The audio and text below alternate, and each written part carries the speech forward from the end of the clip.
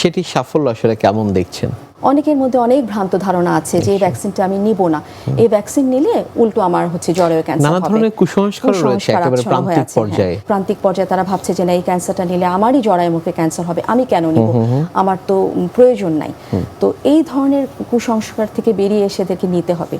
আর আরেকটা যেটা বলতে চাচ্ছিলাম যে শুধুমাত্র তো গভর্নমেন্ট প্রোগ্রাম না, আমাদের যে সেকেন্ডারি প্রিভেনশন কিছু স্ক্রিনিং প্রোগ্রাম আছে গভর্নমেন্টের, যেমন ভায়া স্ক্রিনিং ম্যাস পপুলেশনের জন্য খুব সহজে প্যারামেডিক্সরাও করে দিতে পারে যে জরার মুখে কোনো ক্যান্সারের পূর্ব লক্ষণ আছে কিনা। তো এই জিনিসগুলি দেখার জন্য কিন্তু গভর্নমেন্টের অনেক প্রোগ্রাম আছে। তো জনগণ বা পরিবার যদি তাদেরকে সচেতন হয়ে তাদের 21 থেকে 30 বছর বয়সে বা তাদের যখন রিপ্রোডাক্টিভ এইজ আছে এই সময়টা যদি তাদেরকে নিয়ে যায় স্বাস্থ্যকেন্দ্রে, তারা যদি স্ক্রিনিংগুলি করে বা আরও যেটা ভালো স্ক্রিনিং আছে প্যাপ স্মেয়ার, এই স্ক্রিনিংগুলি করে, তাহলে কিন্তু জরায়ুর মুখের পূর্ব লক্ষণ আছে কিনা ক্যান্সারে সেটা তারা জানতে পারবে।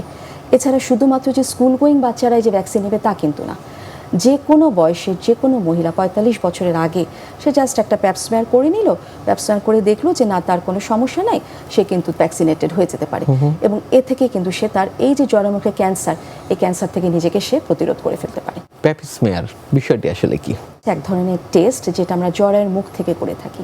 জরায়ুর মুখটা আসলে কোথায়? জরায়ু জরায়ু জরায়ু অনেকে শুনেছে, তো জরায়ুটা হচ্ছে মেয়েদের মানে দেহের জননাঙ্গের ভেতরের অংশ, কিন্তু তার মুখটা কিন্তু বাইরের দিকে থাকে। তো বাইরের দিক বলতে আমি বোঝাতে চাচ্ছি যে যে কোনো গাইনোকোলজিক্যাল এক্সামিনেশনের একটি অংশ, অবিচ্ছেদ্য অংশ হচ্ছে পার ভ্যাজাইনাল এক্সামিনেশন করা বা পার স্পেকুলাম এক্সামিনেশন করা। তার মানে বোঝা যাচ্ছে যে জরায়ুর মুখটি দেখাটা কতটা গুরুত্বপূর্ণ। তো জরায়ুর মুখটিতে দেখা যায় যে যখন কোনো মেয়ে তার সেক্সুয়াল লাইফে যাচ্ছে, সহবাস করছে, তখন কিন্তু তার এই জরায়ুর মুখটা তার পার্টনারের সংস্পর্শে আসছে এবং সেখান থেকেও কিন্তু ভাইরাসের আদান প্রদান হয়ে এই যে জরায়ুর মুখটা, এখান থেকে তার কোষগুলি দেখা যায় খুব দ্রুত বিভাজন প্রক্রিয়ায় গিয়ে ক্যান্সারের সৃষ্টি করতে পারে। তো জরায়ুর মুখের কথা যেটা বললাম, এই প্যাপস পরীক্ষাটা হয় এই জায়গাটা থেকে কিছু আমরা সেল নিয়ে নেই, সাইটোলজি একটা পরীক্ষা। এবং খুব সহজে বিনা ব্যথাতে বিনা কোনো অ্যানেস্থেশিয়ার মাধ্যমে একদম আউটডোর বেসিসে একজন ট্রেন্ড স্বাস্থ্যকর্মী বা একজন ডক্টর এই জরায়ুর মুখ থেকে রস নিয়ে যে পরীক্ষাটা করে, যেটা সাইটোলজিক্যাল পরীক্ষা, সেটাকে আমরা প্যাপস পরীক্ষা বলি। সেটি আসলে কখন করা হয়ে থাকে এবং সেটির থেকে আমরা কি কি দেখতে পাই? প্যাপস পরীক্ষার মাধ্যমে আমরা বুঝতে পারি যে এই যে জরায়ুর মুখটা আছে এটাতে কোনো চেঞ্জ হচ্ছে কিনা, কোনো মেটাপ্লাস্টিক চেঞ্জ হচ্ছে কিনা বা কোনো ডিসপ্লাস্টিক, অর্থাৎ যে ধরনের সেল থাকার কথা ছিল সেই সেলগুলোর মধ্যে দেখা যাচ্ছে যে না একটা অস্বাভাবিকতা, তার ভিতরে হয়তো কোনো বিভাজন প্রক্রিয়া শুরু হয়ে গেছে। এই জিনিসগুলি দেখার জন্য বা নিউক্লিয়াস সাইটোপ্লাজমে যে রেশিওটা থাকার কথা ছিল সেই কোষে সেই রেশিওটা পরিবর্তন হয়ে যাচ্ছে।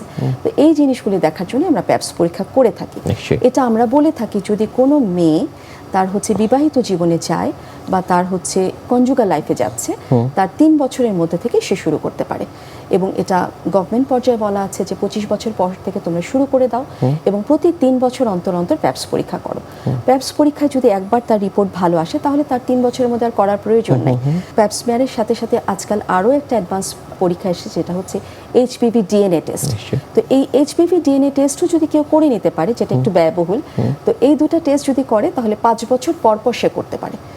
এই টেস্টের মাধ্যমে আমরা বুঝে যাব যে তার জরায়ুর মুখের ক্যান্সারের লক্ষণ আসছে কিনা। একটা ভালো কথা কি যে যদি তার লক্ষণ দেখা যায় তাহলে লক্ষণ থেকে একটি ক্যান্সার হতে প্রায় 10 বছর সময় লেগে যাবে। তাহলে এর মধ্যে কিন্তু সে চিকিৎসা নিয়ে তার জরায়ুর মুখটাকে সে ভালো করে ফেলতে পারে।